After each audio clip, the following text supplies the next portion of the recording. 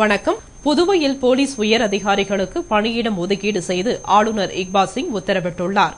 புதுவை மாநில காவல்துறையில் 2 டிஐஜிக்கள் இருப்பதால் அவர்களுக்கு பணியிடம் ஒதுக்கி ஆளுநர் இக்பால் சிங் உத்தரவிட்டுள்ளார். அதன்படி புதுவை மாநில காவல்துறை நிர்வாக பிரிவு டிஐஜியாக சுக்லா நியமிக்கப்பட்டுள்ளார். ஆயுதப்படை பிரிவு டிஐஜியாக அதுல் கத்தாரி நியமனம் செய்யப்பட்டுள்ளார். இதேபோன்று எஸ்எஸ்பி ஆண்டோ அல்போன்ஸ் இந்தியன் ரிசர்வ் பட்டாலியன் படை கமாண்டண்டாக நியமிக்கப்பட்டுள்ளார். இதற்கான ஆணையை ஆளுநர் இக்பால் சிங் உத்தரவின் பேரில் தலைமைச் செயலர் சந்திரமோகன் பிறப்பித்தார். இதேபோன்று புதுச்சேரி சிக்மா செக்யூரிட்டி பிரிவில் இன்ஸ்பெக்டராக பணியாற்றி வந்த மாறன் கடலோர காவல்படைக்கு இடமாற்றம் செய்யப்பட்டார். இதற்கான உத்தரவை ஐஜி சர்மா பிறப்பித்தார். சென்னை உயர்நீதிமன்ற வழக்கறிஞர் சங்கர சுப்பு மகன் கொலை செய்யப்பட்டதை கண்டித்தும் வழக்கறிஞர்களுக்கு உரிய பாதுகாப்பு வழங்கக் கோரியும் வழக்கறிஞர்கள் நீதிமன்ற புறக்கணிப்பு போராட்டம் நடத்தினர். சென்னை உயர்நீதிமன்ற வழக்கறிஞர் சங்கர சுப்புவின் மகன் வழக்கறிஞர் சதீஷ் மர்ம நபர்களால் கொடூரமாக கொலை செய்யப்பட்டார். எனவே இதனை கண்டித்தும் கொலையாளிகளை உடனே கைது செய்ய வேண்டும் மற்றும் வழக்கறிஞர்கள் அச்சமின்றி சுதந்திரமாக தொழில் செய்ய அரசு நல்ல சூழ்நிலையை உருவாக்கி தர வேண்டும், வழக்கறிஞர்களுக்கு உரிய பாதுகாப்பு வழங்க வேண்டும் என வலியுறுத்தி புதுவையில் வழக்கறிஞர்கள் கூட்டமைப்பினர் ஒருநாள் நீதிமன்ற புறக்கணிப்பு போராட்டத்தில் ஈடுபட்டனர். போராட்டத்தில் வழக்கறிஞர்கள் சங்க தலைவர் ரமேஷ், சேர்மன் மோகன் கீர்த்திகுமார், செயலாளர் முத்துவேல் உள்ளிட்ட 750 வழக்கறிஞர்கள் ஈடுபட்டனர். இதனால் நீதிமன்ற பணிகள் பாதிக்கப்பட்டது.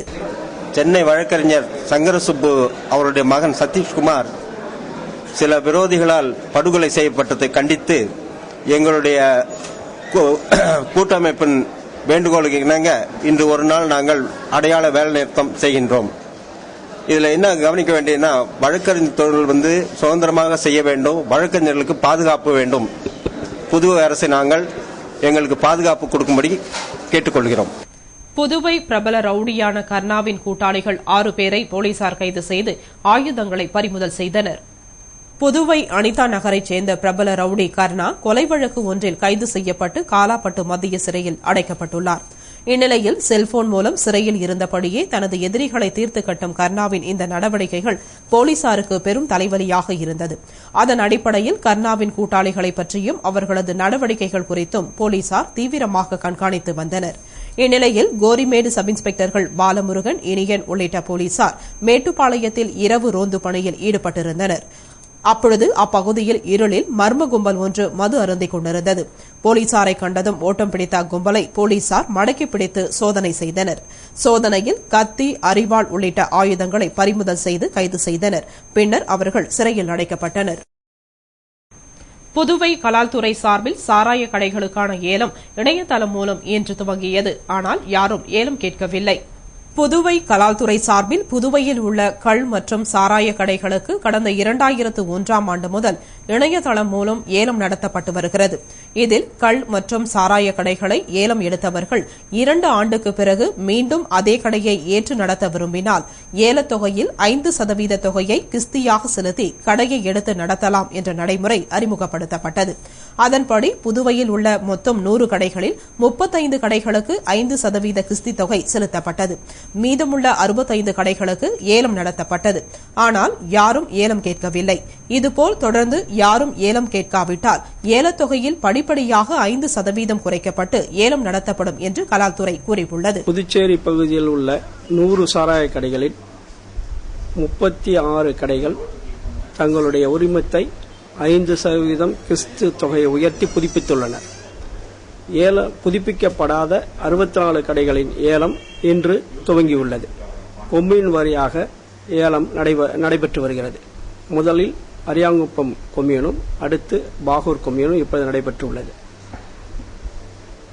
இந்த ஏலம் இன்று காலை 9:30 மணி துவங்கி இரவு 7:30 மணி வரை நடைபெற உள்ளது. ஏலம் போகாத கடைகள் மறு ஏலம் பிறிதொரு நாளில் நடத்தப்படும். பல்வேறு கோரிக்கைகளை வலியுறுத்தி புதுவை மாநில சுகாதார ஊழியர் கூட்டமைப்பினர் ஆர்ப்பாட்டம் செய்தனர். புதுவை மகப்பேறு அரசு மருத்துவமனை ஊழியர்களுக்கு அளிக்கப்பட்ட மாற்றல் உத்தரவை ரத்து செய்து அனைத்து ஊழியர்களையும் புதிய ராஜீவ்காந்தி மகளிர் மற்றும் குழந்தைகள் மருத்துவமனையில் பணியில் அமர்த்த வேண்டும், அனைத்து வார்டு அட்டண்டர் மற்றும் சானிட்டரி ஊழியர்களை நர்சிங் அட்டண்டர் என்ற நியமன விதியை மாற்றி ஆணையிட வேண்டும் என்பது போன்ற பல கோரிக்கைகளை வலியுறுத்தி சுகாதார ஊழியர் கூட்டமைப்பினர் ஆர்ப்பாட்டம் செய்தனர். போராட்டத்திற்கு கூட்டமைப்பின் பொதுச் செயலாளர் லட்சுமணசுவாமி, கௌரவ தலைவர் கண்ணையன், இருசப்பன், திருமலை உள்ளிட்ட பலர் கலந்து கொண்டு கோரிக்கைகளை வலியுறுத்தி ஆர்ப்பாட்டம் செய்தனர். அரியாங்குப்பம் கடலாமை ஆராய்ச்சியாளர்களிடம் கொள்ளையடித்த கும்பலில் மேலும் ஒருவன் கைது செய்யப்பட்டான். இவர் மீது சுப்பு கொலை வழக்கு உள்ளிட்ட 5 வழக்குகள் உள்ளது. புதுவை அரியாங்குப்பத்தில் கடல் ஆமையில் ஈடுபட்ட ஆராய்ச்சி குழுவினரிடம் 5 பேர் கொண்ட கும்பல் நகை, செல்போன், பணம் முதலியவற்றை கொள்ளையடித்தது. ஆராய்ச்சி குழுவினர் கொடுத்த புகாரின் பேரில் ரூரல் எஸ்பி தெய்வ சிகாமணி உத்தரவின் பேரில் அரியாங்குப்பம் இன்ஸ்பெக்டர் அங்கப்பன் தலைமையில் சப் இன்ஸ்பெக்டர் நியூட்டன் மற்றும் குற்றப்பிரிவு போலீசாரின் துரித நடவடிக்கையால் கொள்ளையர்களில் 2 பேர் ஆந்திராவில் கைது செய்யப்பட்டனர். இந்நிலையில் மேலும் ஒருவரை, அதாவது சண்முகா நகர் பெருமாள் கோவில் வீதியில் வசிக்கும் விவேக் என்கிற வைத்தியநாதனை போலீசார் கைது செய்தனர். அவன் தனது தாய் தந்தையரை பார்த்துவிட்டு தப்பிச் செல்ல முயன்றபோது அவனை நோனாங்குப்பம் பேருந்து நிலையம் அருகே கைது செய்தனர். இதனையடுத்து நீதிமன்றத்தில் ஆஜர்படுத்தி நீதிபதியின் உத்தரவுப்படி சிறையில் அடைத்தனர். விழுப்புரம் மாவட்டம் சொரப்பூர் கிராமத்தில் எழுந்தருளியிருக்கும் அருள்மிகு ஸ்ரீ திரௌபதி அம்மன் அக்னி வசந்த மகோற்சவத்தில் தீமிதி உற்சவம் நடைபெற்றது. விழுப்புரம் மாவட்டம் சொரப்பூர் கிராமத்தில் திருக்கோவில் கொண்டு எழுந்தருளியிருக்கும் அருள்மிகு ஸ்ரீ திரௌபதி அம்மன் ஆலயத்தில் அக்னி வசந்த பிரம்மோற்சவம் கடந்த 9ஆம் தேதி கொடியேற்றத்துடன் துவங்கி நடைபெற்று வருகிறது. பிரம்மோற்சவத்தின் முக்கிய உற்சவமாக தீமிதி உற்சவம் நடைபெற்றது. இதனை முன்னிட்டு அம்மனுக்கு சிறப்பு அபிஷேகம், அலங்காரம் மற்றும் ஆராதனையும் நடைபெற்றது. பின்னர் படுகளம் மற்றும் ஊஞ்சல் உற்சவம் நடைபெற்றது. உற்சவத்தில் ஏராளமான பக்தர்கள் விரதமிருந்து படுகளம் மற்றும் தீமிதித்து தங்கள் வேண்டுதல்களை நிறைவேற்றினர். பின்னர் ஆலயத்தை வலம் வந்து சுவாமி தரிசனம் செய்து அம்மன் அருளை பெற்றனர். விழாவில் கலந்து கொண்ட அனைவருக்கும் தேவஸ்தானம் சார்பில் பிரசாதம் வழங்கப்பட்டது.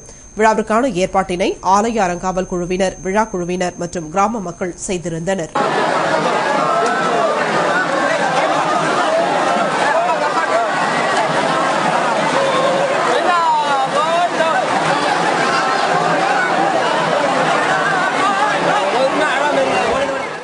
புதுவை திருபுவனையில் அடிப்படை வசதிகள் இன்றி தவிக்கும் இலங்கை அகதிகள் முகாமினை நேரில் ஆய்வு செய்த தாசில்தார் யஷ்வந்தையா அடிப்படை வசதிகளை செய்து கொடுப்பதாக கூறினார். புதுவை திருபுவனை ஸ்பின்னிங் மில்லில் பணியாற்றும் தாயகம் திரும்பிய இலங்கை அகதிகளுக்கு திருபுவனை பகுதிகளில் குடிசை வீடுகள் கட்டித் தரப்பட்டு அவர்கள் அங்கு தங்க வைக்கப்பட்டுள்ளனர். இந்நிலையில் அடிப்படை வசதிகள் இன்றி தவித்து வரும் அவர்கள் அரசிடம் பல முறை கூறியும் வசதிகள் செய்து தரப்படவில்லை. இந்நிலையில் பணியில் இருந்து 3 பேருக்கு பணி மூப்பு அடைந்ததால் அவர்களை தங்கியிருந்த குடிசை வீட்டை விட்டு காலி செய்யுமாறு நிர்வாகம் கூறியதாக தெரிகிறது. பின்னர் அவர்கள் தாசில்தார் யஷ்வந்தையாவை பார்த்து முறையிடவே அங்கு வந்து பார்வையிட்ட தாசில்தார் யஷ்வந்தையா உரிய நடவடிக்கை எடுத்து அடிப்படை வசதிகளை செய்து தருவதாகவும் மேலும் அந்த 3 மாற்று இடம் வழங்க நடவடிக்கை எடுப்பதாகவும் உறுதியளித்தார். அப்பொழுது துணை தாசில்தார் கார்த்திகேயன் உட்பட அதிகாரிகள் பலர் உடனிருந்தனர். இத்துடன் செய்திகள் நிறைவடைந்தன. வணக்கம்.